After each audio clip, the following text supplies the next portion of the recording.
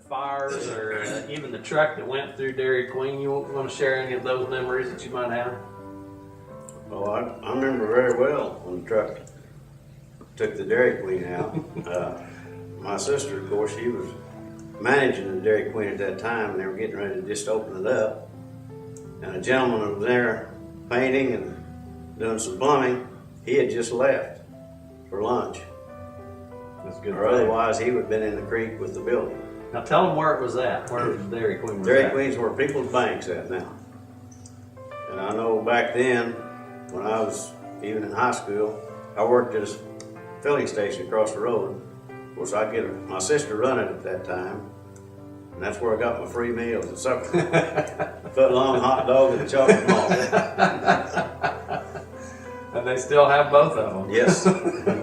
You remember any of the fires that happened down to the businesses downtown? Oh yes. They had several fires on Main. A few grocery stores, hardware, and the Western Auto. The last one, the big one I can remember, was the Western Auto store. Western Auto Store. Yeah. It's where Sisters Two's at now. Mm-hmm. But at one time, that was a funeral home there too, in that old building. Big. Josh, if it wasn't, it was usually floods. Yeah. So what do you think about, you remember the floods? And I know Frank even brought a picture today about a flood that happened that actually flooded your business as well, which was down where J&M Guns, right beside them where Sweet Valley Donuts was at. I remember the flood that we had the old Banquet station, and we put feed sacks at the door to keep the water out, and finally just pushed the feed sacks away. So we just finally opened the door, let it run through, and our gas tanks was underground, and water seeped in them. And well, that picture right there, we had to pump the water out of the gas tanks, and wow. We had a lot of feed that was damaged, a lot of supplies damaged, you know. So it was a pretty big flood for us. It was, Oh, wow. I forget the date on the one that was about that era, I guess. But I know that they had the Ford Garage downtown at that time. And they moved all those cars up to my house up on the hill. They drove them up and parked them. And of course that was totally immersed with water down there.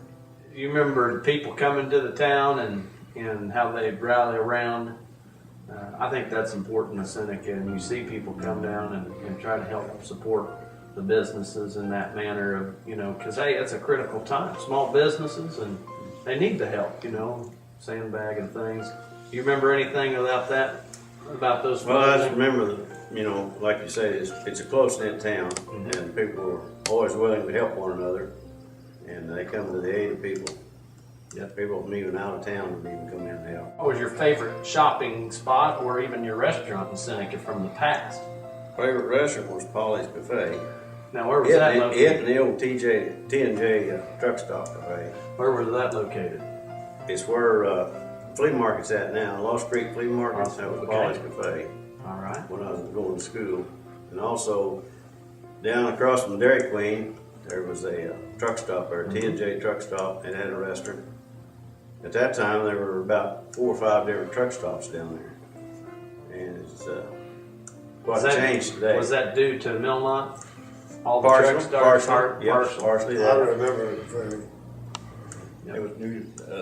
The interstate wasn't in yet. No. And it was truck. That's right. Yeah, A lot of I-44. truck traffic was through Yes. here. Yep, a lot of traffic come through. Well, 60 came right through here. The intersection over here, where Dollar General's at, Big Daddy's. At one time, you could buy gasoline on each of those corners. Each one of those corners. It's changed, and sometimes for the good, and sometimes not for the good. So, Frank, you were on the school board for many years too. This school has went through a lot of changes in the years, and you were on the school board for how many years? 21. 21 years. What are the changes that you noticed even in the school world of Seneca? We got better facilities. We still got, I think we got good teachers and good administrators. Did you see some growth during the times that you were there in 21 years?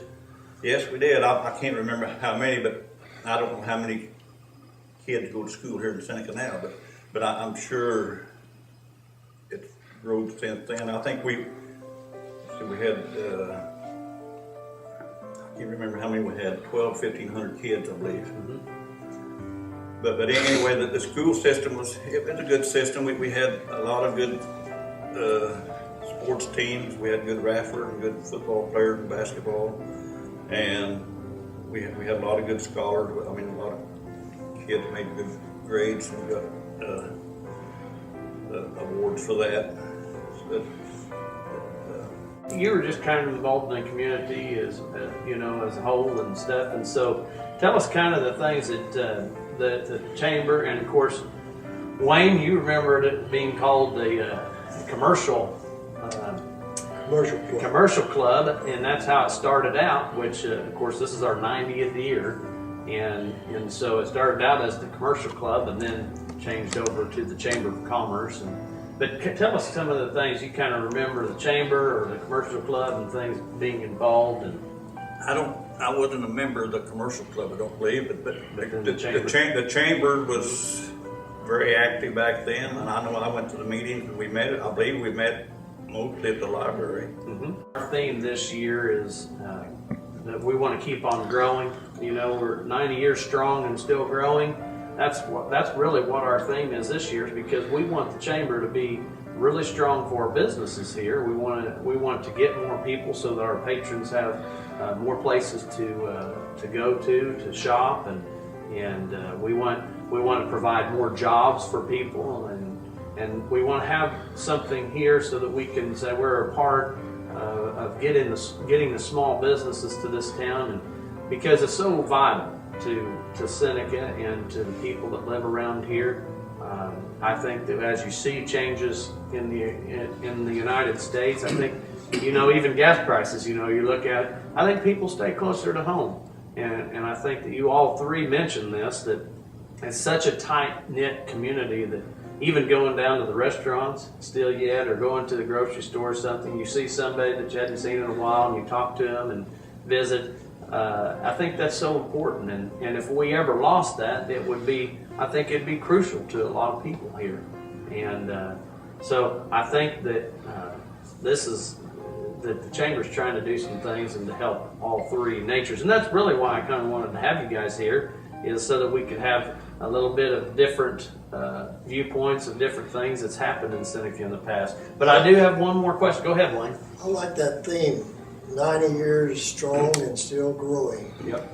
I kind of am adapting that. I'm 90 years young and still There you growing. go. There you go. There you go. I like that. Well, I have another question, and this is for all three of you. So whoever wants to answer first. But what is one positive thing that you'd like to see in Seneca, that if you could take it from the past and take it to now, you know, to the present? And do you see Seneca as a growing community? I was thinking of just the unity of the community. We've got so many churches here, and they're good. I think it'd be wonderful if there was strong unity there, strong spiritual values, and just a community unity. Community of unity. That's what I like. I think it's a growing community. I think we need to fill some vacancies on Main Street. Max, what do you have some thoughts on this? Well, kind of like Frank said, I'd kind of like to see all these buildings full here on Main Street. Yeah. They have been in the past. I know it's a difficult time now for business to start up, but that's the main thing. I'd like to see some of these buildings be filled here in this Main Street. And you see it as a growing community in Yeah. the Seneca area? I realize now that the merchants in Seneca has so much competition when you've got a Walmart 12 miles up the road and one 15 miles up here. So it's difficult for businesses to make it now, I know.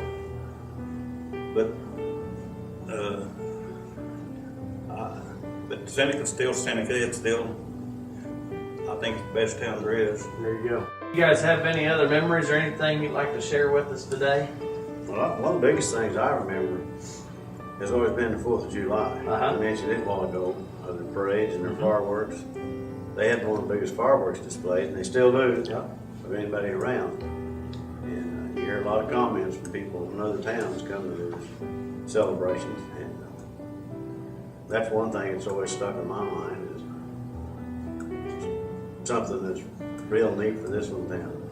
And you know, I think what's important about that as well was a comment that I heard 2 years ago when the tornado happened in Joplin and these folks were relocated to Seneca. They came downtown and they came to the parade and they said everybody talked to everyone, you know, and they talked to us and asked who we were and visited. And they said, we'll never leave Seneca community again, because they said, we just realized that people love one another and they want to be around each other. And you know, and we all know that these streets are absolutely cram-packed. And I think more people continue to come from other towns because of the unity that you're talking about, Wayne, there as well. And it's kind of like you meet somebody for the first time, but it's like you've known them for 100 years. Thank you very much. Thank you. Thank you.